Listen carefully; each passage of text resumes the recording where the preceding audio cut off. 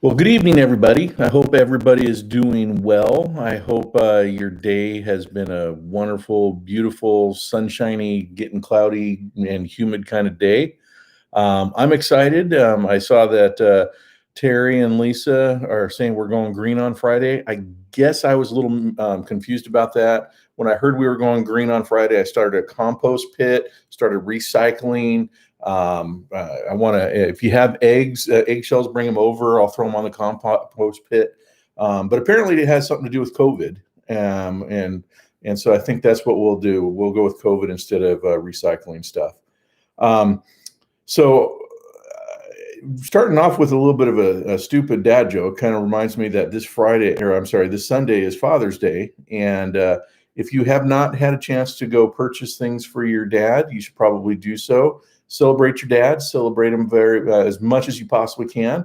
But in honor of Father's Day, I've got some of the best dad jokes around. So I'm going to start with that. Number one, why don't eggs tell jokes? They crack each other up. Did you hear the rumor about butter? No? Well, I'm not going to spread it. Why did the math book look so sad? Because of all of its problems. I once had a pencil with 2 erasers. It was pointless. This is one of my favorites. What's brown and sticky? A stick. I ordered a chicken and an egg from Amazon. I'll let you know. It takes guts to be an organ donor. Important question here is, if you see someone shoplift at an Apple store, does that make you an eyewitness? It's terribly inappropriate to tell a dad joke if you aren't a dad. In fact, it's a faux pas. And in honor of tonight, what's the best way to watch a fishing tournament? Why? You live stream it. So if you are still with me, and I see that we've lost about 3 people through those jokes. Sorry about that. But I like dad jokes. My kids don't like them. Don't know of a lot of people who do terribly enjoy them, except for dads. So, but I do want to continue our journey through Malachi, and I just as an aside, be thinking about the next thing that we would like to study together. Malachi is a short book, has a total of 4 chapters, and we're going to finish out chapter 2 tonight. And I just would like us to continue learning together. But with that being said, if you are able, there's a link at the bottom of the information page here that you can go ahead and click on. That'll take you to Bible Gateway and take you into the NASB version of Malachi. And I will be in Malachi chapter 2, verses 10 through the end. I'm probably not going to read all of them, all the verses. I put that there so you can read the entirety in its context. Context actually is really helpful to maintain when you're doing this. So it starts off with, in verse 10, do we not all have one Father? Has not one God created us? Why do we deal treacherously each with his brother so as to profane the covenant of our fathers? One of the things that it all starts off with this idea that Malachi asked this question, do we not all have the same Father? And then he continues on with some pretty inflammatory statements. Judah has dealt treacherously. He says that an abomination has been committed in Jerusalem. Jerusalem has profaned the sanctuary of the Lord. And he continues to talk about how the Lord is rejecting the offerings of the people because they have chased after other women and divorced their own wives. And so then the people of God began to whine to God, asking, everyone who does evil is good in the sight of the Lord, and he delights in them. And then they asked the question, where is the God of justice? And it's as if they were complaining that God sees those who are committing evil are being rewarded, and that by doing so, he's no longer a just God. And the irony of the people wondering if God is in fact a just God when the people are dealing treacherously with each other, that really shouldn't be lost on us as the readers. The Jewish people of Malachi's day were wanting God to be a just God, yet they weren't dealing justly in their primary relationships, primarily their husbands and wives. And I think that most of us can agree that this is probably the most important relationship, probably outside of Jesus, in our lives. If you're married, you probably agree. If you aren't, you can look to your parents to understand the importance of this relationship. Daughters, you look to your parents' relationships to see what is acceptable in how a husband or a man will treat a woman. And sons, you look to your parents to see how a man is supposed to treat women.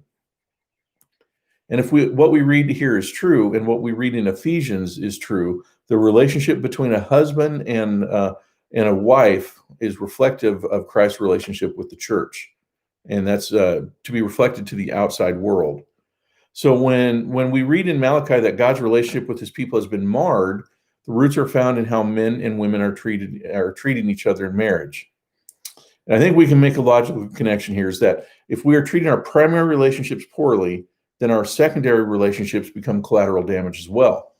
Our children are affected, our work relationships are affected, our neighbors, and perhaps most importantly, our relationship with God is affected. So I guess what I'm saying here, and what I think Malachi is saying here, is that yes, it says in here God hates divorce, and this isn't to be a thing about bashing people who've had a divorce. I'm not even bashing people who are struggling in their relationships. I'm not thinking that that's a good thing to do. What I am saying is that if you are having poor relationships with other people, it will affect how your relationship with God is. You might think that your relationship with God is number one, perfect and wonderful and all that. But if people around you are falling off like flies, then you've got a lot of work to do. And it does say in other passages in the Bible that they will know that we are Jesus' followers by our love, not just our love with Jesus, but our love of each other. And we are to be a people of sacrifice, and we are to sacrifice our wants over those of other people.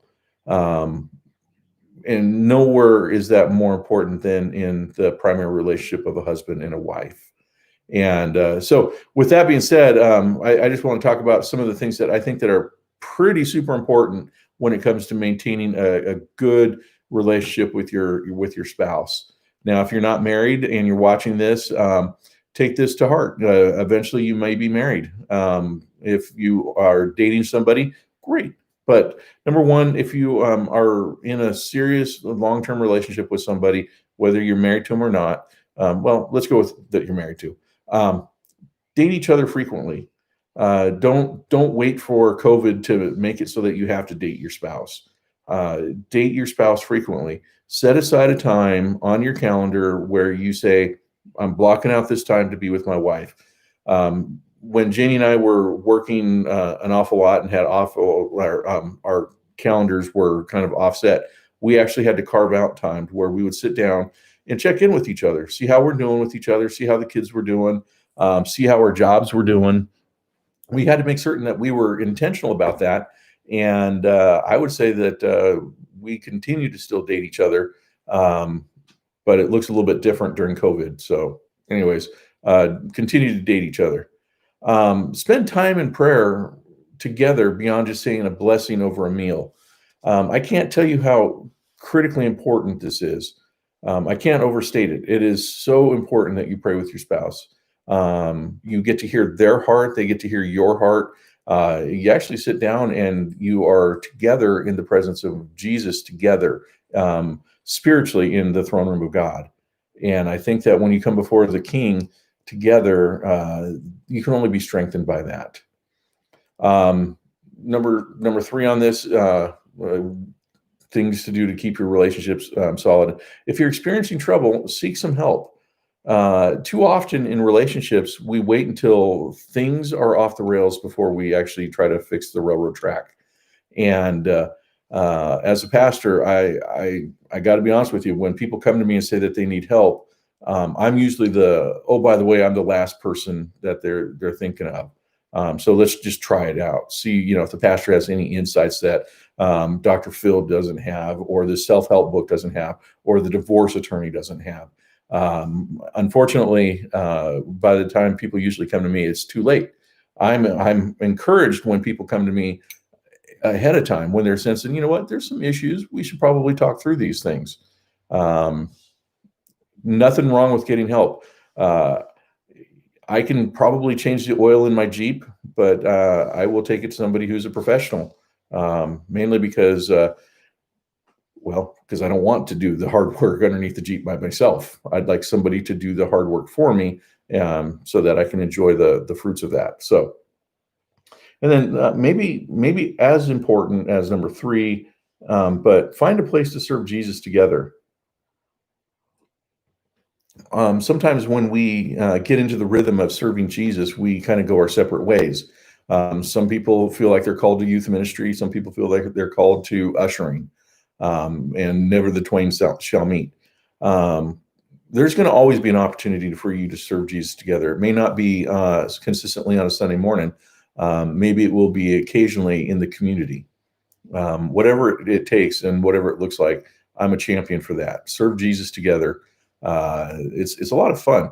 A couple of years ago, Janie and I and a couple of families from our church in Akron, we went to Cleveland for what Envision Cleveland was talking about, what they called Renew the City. They do this on an annual basis, not this year because of COVID, but on an annual basis, they do a Renew the City. And they'll take a section of the city, and churches and nonprofit organizations will come in and beautify the neighborhood, cut down dead trees, pick up trash. And so Janie and I, we did that together. And a couple of other couples in our church, they did it as well. And it was a really good time. It was a sweet time together. So yeah, all that to say is that when we read through Malachi and we get concerned about what it is that it means to be a follower of Jesus, and we notice that the priests were doing awful things, that families weren't doing what they were supposed to do, we have to be reminded that it is easy to get off track. And I'm also convinced that we don't just get off track because we're just all of a sudden off track. It's usually because we make a series of small decisions, of small compromises, that says that ultimately we're going to go off the cliff. And so do these things, I think that you'll have a better chance of having lasting alive. So yeah. So all that to say is get help if you need it. Also, I noted this. If you've ever stood up for somebody in a wedding, say you're part of a wedding party, best man, maid of honor, a bridesmaid, a groomsman, whatever it might be, I believe that you have a holy responsibility to your friends that you stood up for, that said, I'm going to witness this marriage, this holy matrimony. And you've taken an oath. It's by standing with them. You're taking an oath with them. And that if you see your friends or your family kind of going off the rails, you have the responsibility to speak up. In kind of the phrases that we've maybe overused. If you see something, say something. Don't assume. I mean, even as Christian men and women, we are not immune to temptation. And if you see something, say something. Don't assume that nothing is going to happen. I'd much rather have somebody come to me maybe in private and say something like that, rather than just everything goes off the rails. I'm not saying that that's what I'm hoping for. I'd just rather have people speak into my life. And so those that are watching, you have that full permission to do that. Amen. All right. So here's some questions for Janie and I. Janie should be coming home soon. She's working diligently at Walmart, dealing drugs to people. Well, she's still at Walmart, so I don't know what's going on there. At any rate, so what are some professional skills I'm currently working on? One of the things that I'm reminded of is that though really about only 10% of my job is speaking in public, it is about 90 to 95% of the perception. So I am wanting to hone my professional craft of speaking in public. I want to get better at it. And so I've actually asked the elders to evaluate me. And to their credit, Chris Fisher is really good about right after churches, if I've done a lot of ums and uhs, then he will call me out on that. So that's good. I also like to hone my craft of leadership. I believe that we are as pastors, as elders, as even deacons and deaconesses, we are leading God's church. And if we are not leading it well, then we are probably not doing what God has called us to do. And if we're not developing our leadership skills, then we're falling behind. And leadership skills are kind of perishable skills. If you don't use them, you lose them. And so I try to keep current on leadership principles and techniques. Yeah. So what's your go-to productivity trick? My go-to productivity trick is a checklist. I hate to say it, as much as I kind of smash checklists when it comes to our sanctification, when it comes to staying productive at work, which, by the way, is a weird thing for a pastor to say. What do you produce? I produce a sermon.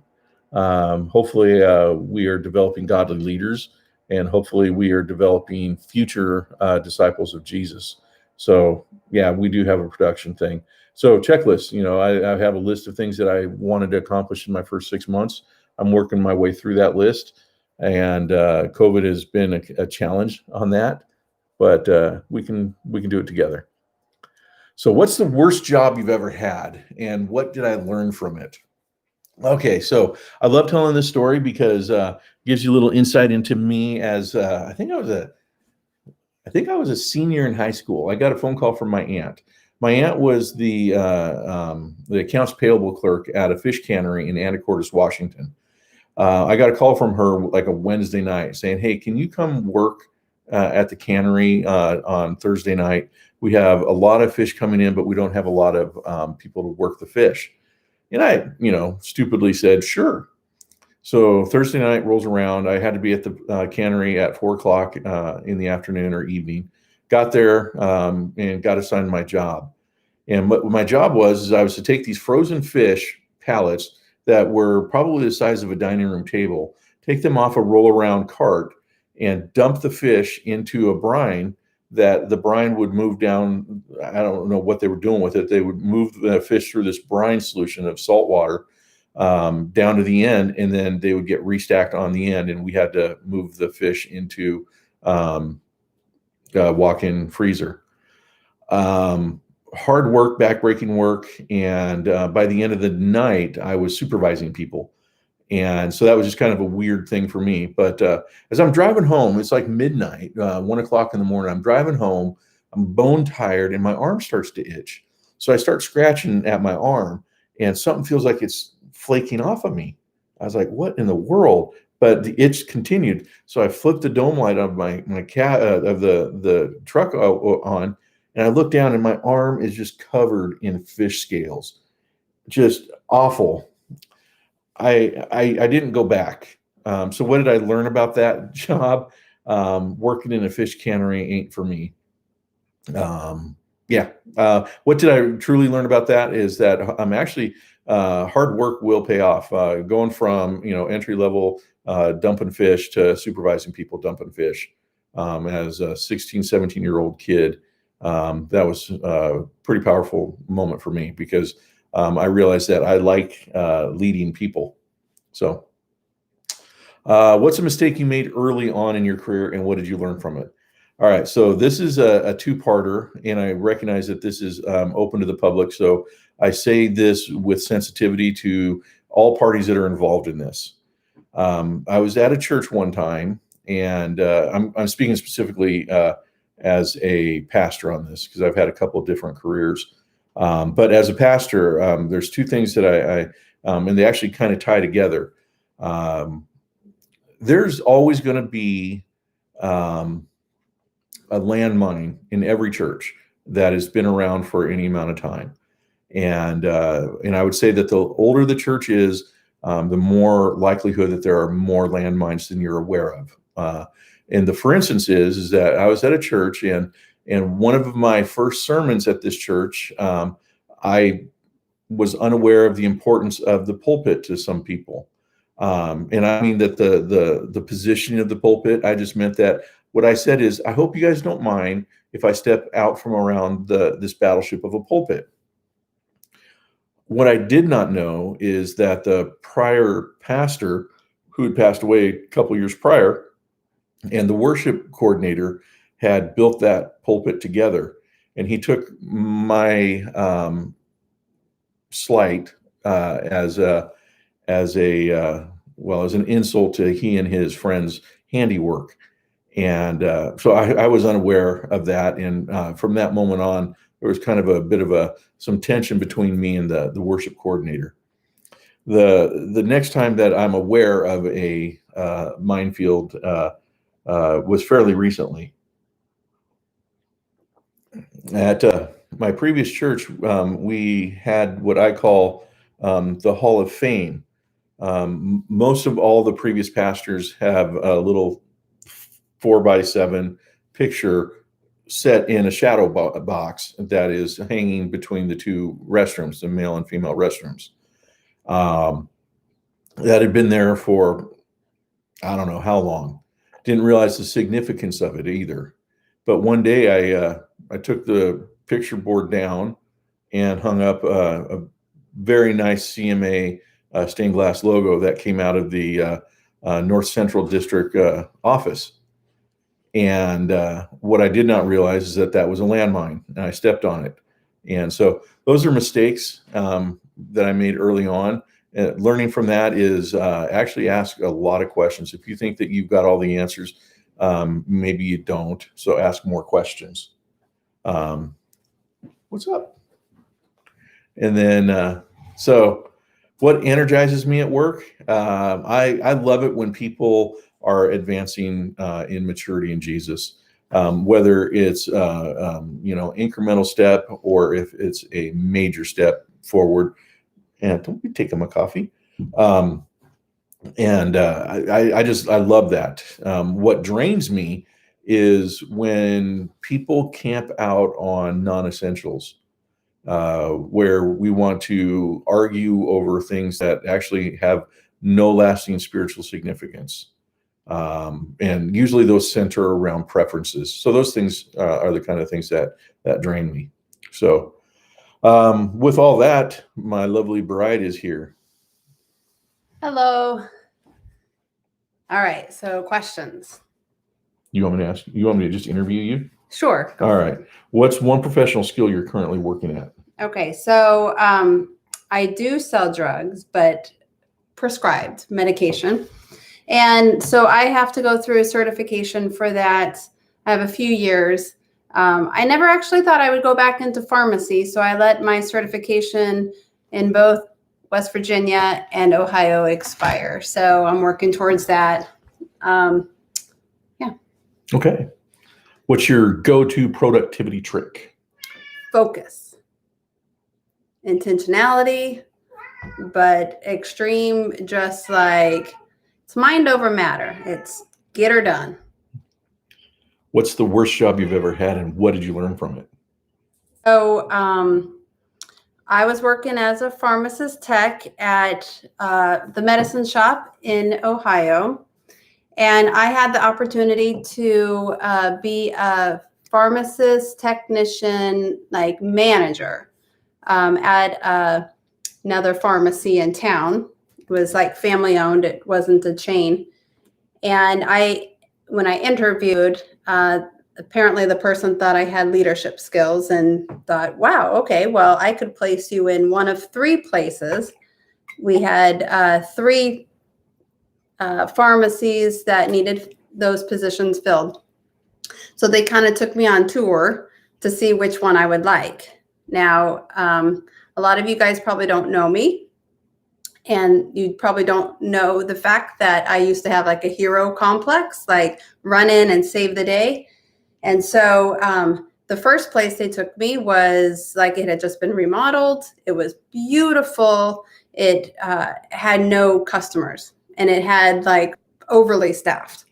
So I concluded that I'm not needed here. Or there was probably like 20 people working there and they still weren't caught up. And they looked like they were running around with their heads cut off. And I thought, I'm needed here. This is where I need to be.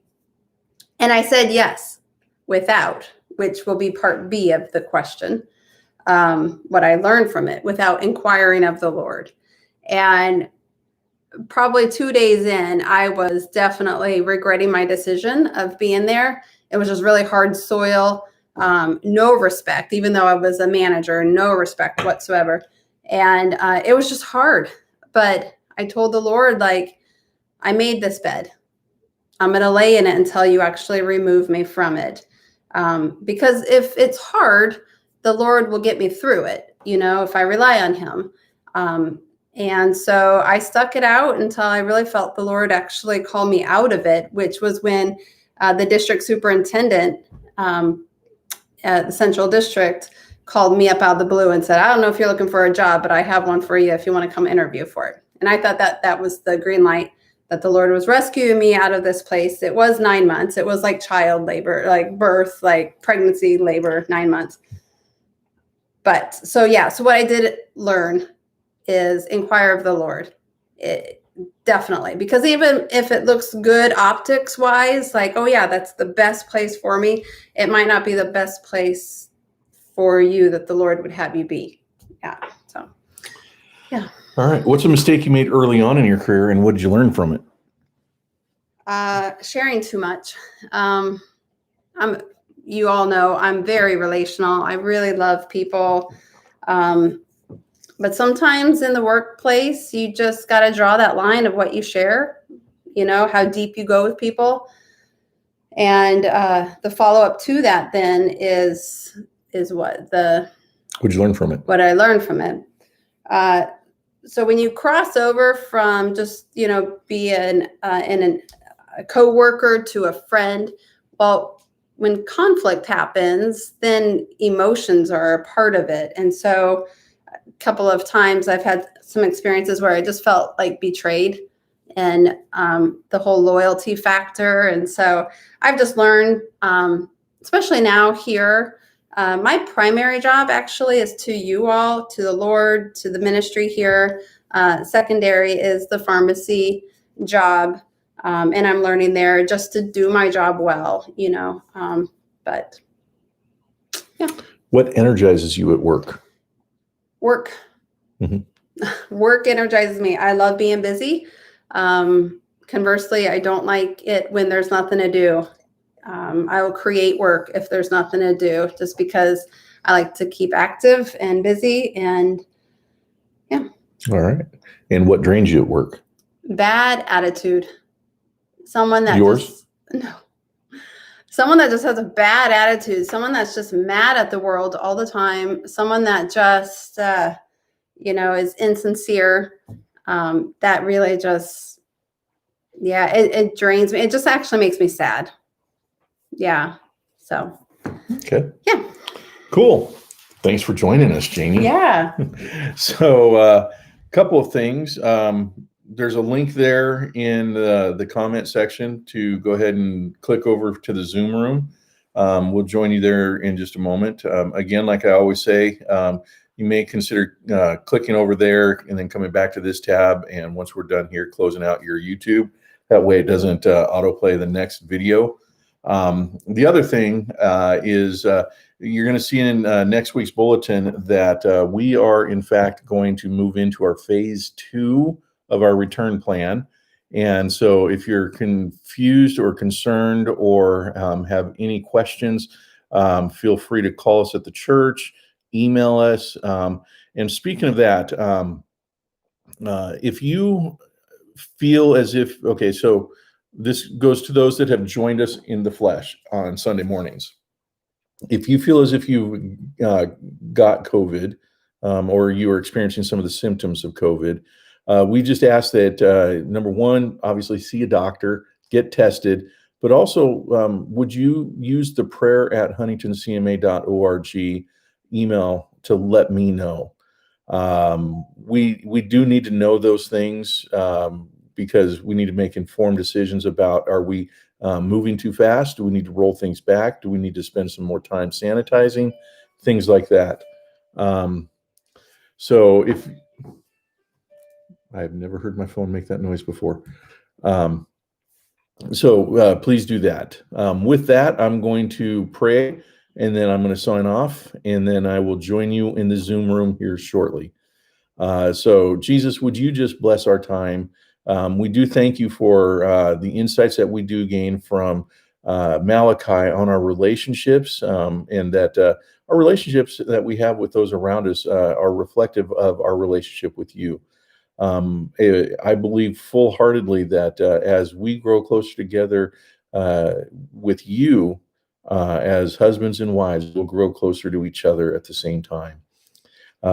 Sometimes we go ahead of our spouse and sometimes they go ahead of us, but we're never too far apart. Would you just encourage those that need encouragement, lift up the brokenhearted, and just give the new spirit to those that might feel a little down, especially because of COVID. We give you the glory. We give you praise. In Jesus' name we pray. Amen. All right. So with that, go Seahawks.